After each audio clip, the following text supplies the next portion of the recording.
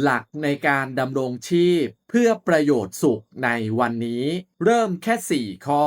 ปฐมธรรมพุทธวจนะคำสอนจากพระโอษฐ์พระพุทธเจ้าในคลิปนี้ครับคุณจะได้เข้าใจหลักการใช้ชีวิต4ข้อจากคำสอนของพระพุทธเจ้าไม่ว่าคุณจะทำงานอะไรหรือกำลังมีปัญหาเรื่องเงินหรือเรื่องชีวิตสามารถเอาหลักนี้ไปใช้ได้ครับพยัคฆปัจฉะทำ4ประการเหล่านี้เป็นไปเพื่อประโยชน์เกื้อกูลเพื่อความสุขแก่กุลบุตรในปัจจุบันทิฏฐธรรม4ประการอย่างไรเล่า4ประการคือ 1. ความขยันในอาชีพ 2. การรักษาทรัพย์ 3. ความมีมิตรดี 4. การดำรงชีวิตสม่ำเสมอ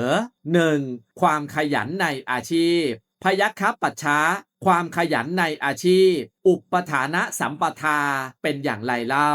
พยัคฆปัจฉะกุลบุตรในกรณีนี้สำเร็จการเป็นอยู่ด้วยการลุกขึ้นกระทำการงานคือด้วยกสิกรรมหรือวานิชยกรรมโครักขกรรมอาชีพผู้ถืออาวุธอาชีพราชบุรุษหรือด้วยศิลปะอย่างใดอย่างหนึ่งในอาชีพนั้นๆเขาเป็นผู้เชี่ยวชาญไม่เกลียดค้านประกอบด้วยการสอดส่องในอุบายนั้นๆสามารถกระทำสามารถจัดให้กระทำพยัคฆปัจฉะ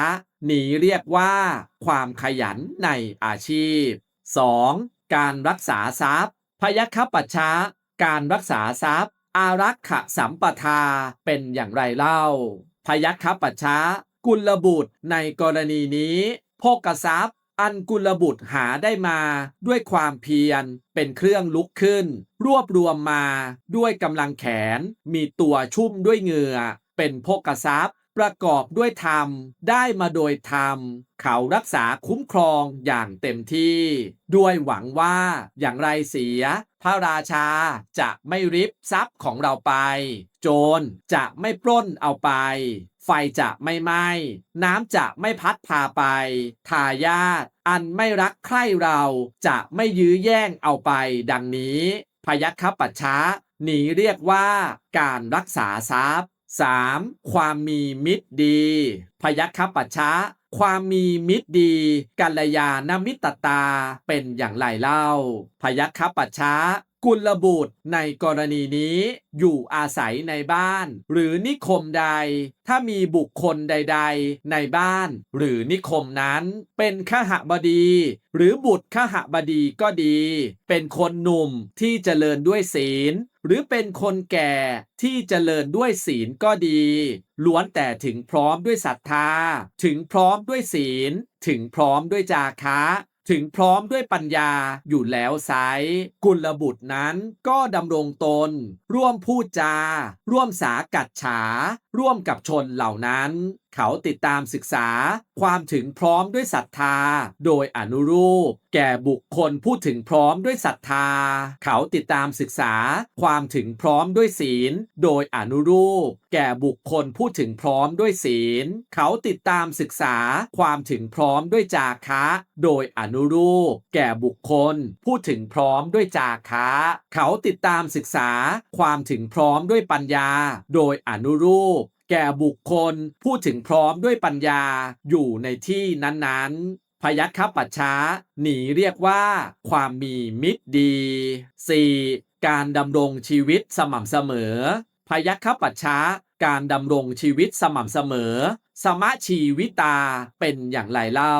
พยัคฆปัจฉะกุลบุตรในกรณีนี้รู้จักความได้มาแห่งโภคทรัพย์รู้จักความสิ้นไปแห่งโภคทรัพย์แล้วดำรงชีวิตอยู่อย่างสม่ำเสมอไม่ฟุ่มเฟือยนักไม่ฝืดเคืองนักโดยมีหลักว่ารายได้ของเราจักท่วมรายจ่ายและรายจ่ายของเราจักไม่ท่วมรายรับด้วยอาการอย่างนี้ดังนี้พยัคฆปัจฉะเปรียบเหมือนคนถือตาชั่งหรือลูกมือของเขายกตาชั่งขึ้นแล้วก็รู้ว่ายังขาดอยู่เท่านี้หรือเกินไปแล้วเท่านี้ดังนี้ฉันใดกุลบุตรนี้ก็ฉันนั้นเขารู้จักความได้มาแห่งโภคทรัพย์ รู้จักความสิ้นไปแห่งโภคทรัพย์แล้วดำรงชีวิตอยู่อย่างสม่ำเสมอไม่ฟุ่มเฟือยนักไม่ฝืดเคืองนักโดยมีหลักว่า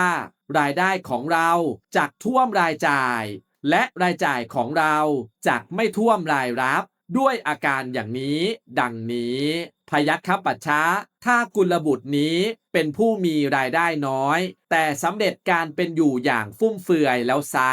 ก็จะมีผู้กล่าวว่ากุลบุตรนี้ใช้จ่ายโภคทรัพย์อย่างสุรุ่ยสุร่ายเหมือนคนกินผลมะเดื่อฉันใดก็ฉันนั้นพยัคฆปัชชะแต่ถ้ากุลบุตรเป็นผู้มีรายได้มหาศาลแต่สำเร็จการเป็นอยู่อย่างแร้นแค้นแล้วไซร้ก็จะมีผู้กล่าวว่ากุลบุตรนี้จักตายอดตายอยากอย่างคนอนาถา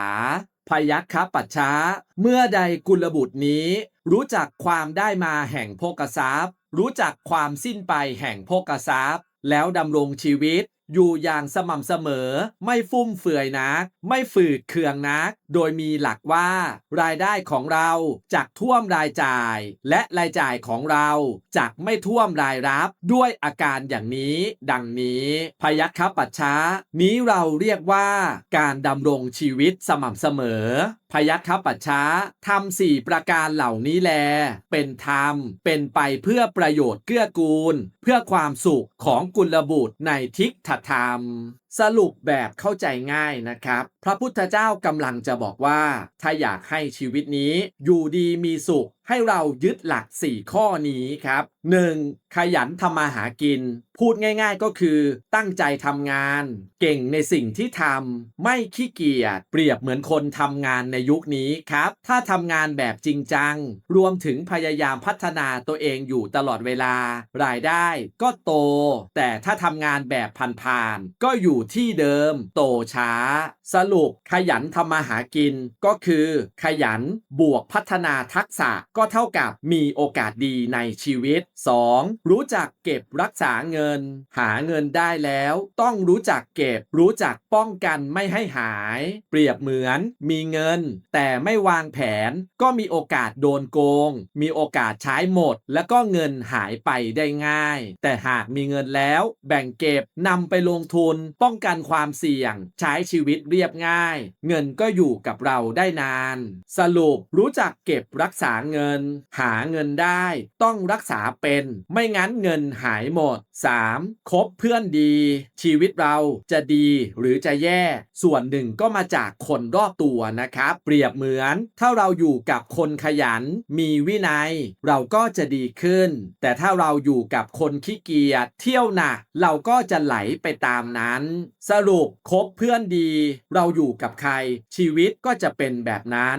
4. ใช้ชีวิตให้พอดีข้อนี้สำคัญมากนะครับใช้เงินให้สมดุลกับรายได้ใช้ชีวิตเรียบง่ายพอดีเปรียบเทียบง่ายๆสมมุติว่าเราเงินเดือน 15,000 บาทแต่ใช้ 20,000 บาทชีวิตก็พังหรือเราเงินเดือน 50,000 บาทแต่ใช้ 5,000 บาทหรือใช้แบบอดๆอยากๆก็ไม่ใช่ชีวิตที่ดีหลักการคือรายรับต้องมากกว่ารายจ่ายและใช้ชีวิตแบบพอดีสรุปใช้ชีวิตให้พอดีไม่ฟุ่มเฟือยและก็ไม่ประหยัดจนเกินไปถ้าอยากมีชีวิตที่ดีในปัจจุบัน 1. ขยันทำงาน